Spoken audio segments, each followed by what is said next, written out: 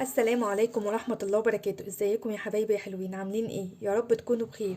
النهاردة هنعمل طريقة البرجر في البيت بطريقة بسيطة. من نص كيلو لحمة هنعمل 14 قطعة برجر بطريقة موفرة وطريقة بسيطة وطريقة سهلة. فقبل ما نبدأ نشوف الطريقة ايه، عايزين نصلي على الرسول ونقول اللهم صل وسلم وبارك على سيدنا محمد وعلى اهله واصحابه اجمعين. اللهم ارحم امي واغفر لها هي وجميع امواتنا المسلمين جميعا. يلا بقى، قبل ما نبدأ الفيديو كمان حطوا لي لايك وحطوا لي اشتراك وكومنت حلو منكم تشجعوني. ونبدأ نشوف المقادير بتاعتنا ايه. يلا بينا. هقول لكم بقى المقادير بتاعتنا. معانا نص كيلو لحمة مفرومة، معايا بصلايه فرماها وعصره الميه منها كويس، معايا هنا فول صويا. ودي طبعا الخلطه الاساسيه بتاعه البرجر بتاعتنا، هي دي اللي بتديله الطعم.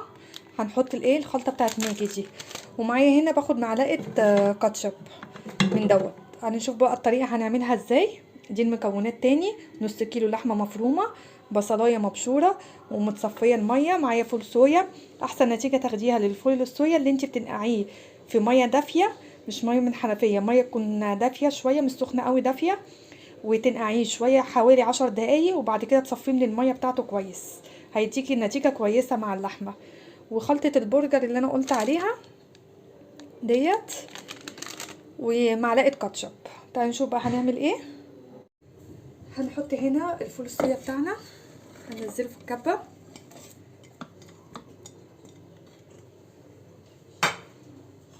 وهننزل معاه البصله اللي احنا فرمينها،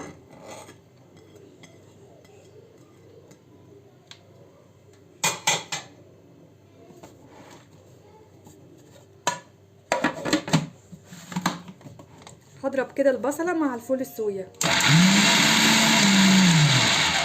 هضربهم وارجع تاني علشان الصوت. كده بصوا انا ضربته كده مع بعض كده لحد ما يبقى حواليكوا شكله.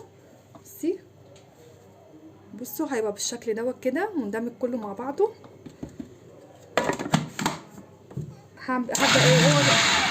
هبدأ كده وهو شغال، هنزل بالنص كيلو لحمه وهو شغال.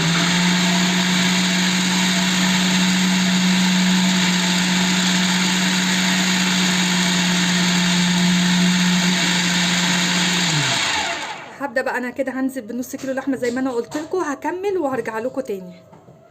كده اهي اللحمه اهي بعد ما اتضربت اهي. دي الاضافات بقى اللي انا بحطها عليها. بحط فلفل اسود،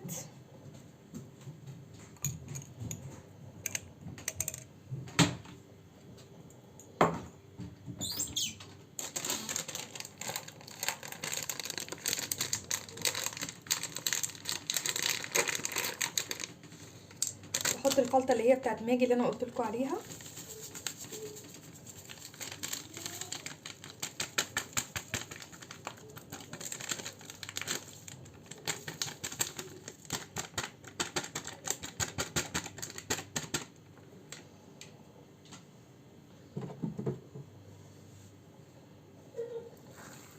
هبدأ بقى كده ادعكها مع بعض. انا غاسله ايدي عشان محدش يتكلم، انا غاسله ايدي وكلنا طبعا في البيت عارفين ان احنا دايما ايدينا تحت الحنفيه على طول، بنغسل ايدينا، نعمل حاجه ونغسل ايدينا. هندخل بس كده المكونات كلها في بعض.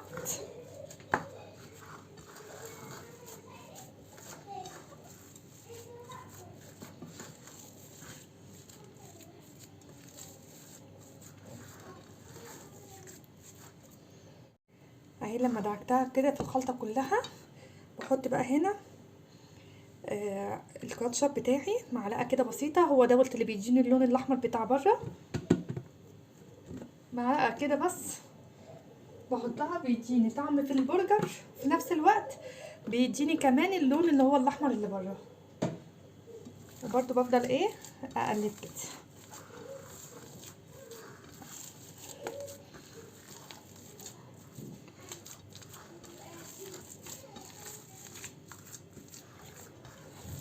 هتلاقوا بصوا اللون بتاعها اتغير شويه ازاي، مش عارفه هيبقى ظاهر بقى عندكم ولا لا. بصوا اصلا كمان النص كيلو عمل لي بقت اكتر من كيلو، اهيت من اكتر من كيلو لحمه هنعمل بيها البرجر بطريقه كويسه وبطريقه مضمونه في البيت عشان اولادنا طبعا بنشتريها بره، ما بتبقاش لحمه صافي، بتبقى فيها فول صويا وفيها كذا حاجه، فدي بتبقى مضمونه، وفي نفس الوقت فيها توفير كمان ليكي. يعني انت بدل ما بتعملي نص كيلو لا، او بتجيبي بره بمبلغ عالي، فبتعمليه في البيت بكميه اكبر وفلوس اقل كمان. انا كده خلاص عملتها، بسيبها تتشمع شويه في التلاجة والخلطه تندمج مع بعضيها، وبعد كده هرجع اقول لكم انا هعملها ازاي. كده طلعت اللحمه هي بعد ما شمعت في التلاجة شويه، وجايبه طبق وحاطه عليه كيس كده. انا ما عنديش اللي هو المكبس بتاع البرجر، فعندي غطا عادي خالص بيقضي الغرض، مش هنوقف يعني الدنيا. وبجيب كيس، بصوا بحطه كده وباخد كده حته بكورها وبنزل فيها في قلب الغطا، واغطي عليها كده بالكيس عشان تنزل مظبوطه ويطلعوا كلهم قد بعض.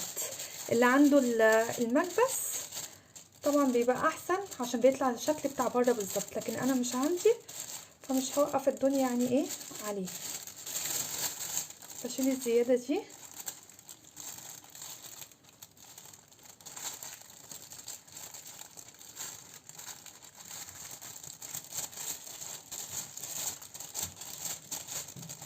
انا بحب اعمله على الناحيتين، عايزه تعمليه كده وبيطلع كده عادي. بص اهو نفس الشكل، مش بحب اعمله ايه على الناحيتين كده، بيطلع مظبوط اكتر.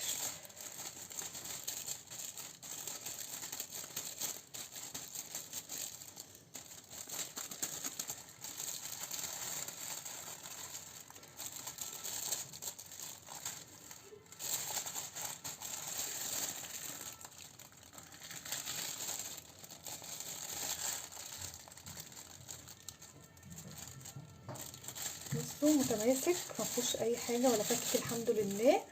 بشيله في الفريزر ويا دوبك بطلعه في نقطه زيت وبيتعمل. وبوديه كمان للعيال تغيير في المدارس،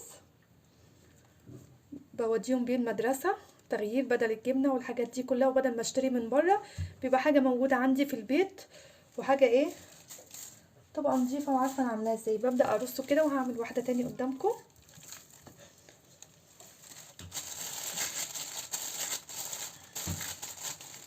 بغطيه كده بالكيس اهوت.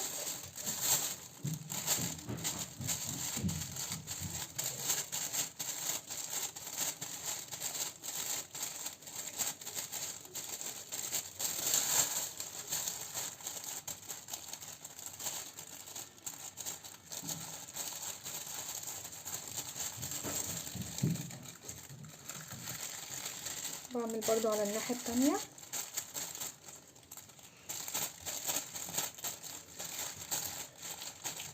بصوا والحمد لله ولا بيفك ولا اي حاجه خالص. اتفضلوا بصوا،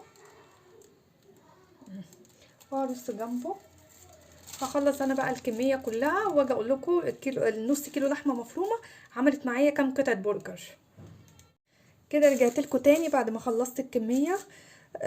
عملت لي 14 قطعه، عملت لي 14 قطعه برجر من نص كيلو لحمه مفرومه. حاجه مضمونه ومعموله في البيت، وانت عارفه ان انت عاملاها ازاي، حاجه تضمني ان عيالك بياكلوا حاجه كويسه.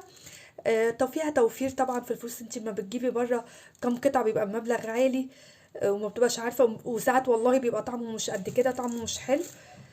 فخليكي في البيت احسن، وبتوفري وبتبقي ضامنه عامله اكل ايه لعيالك كويس.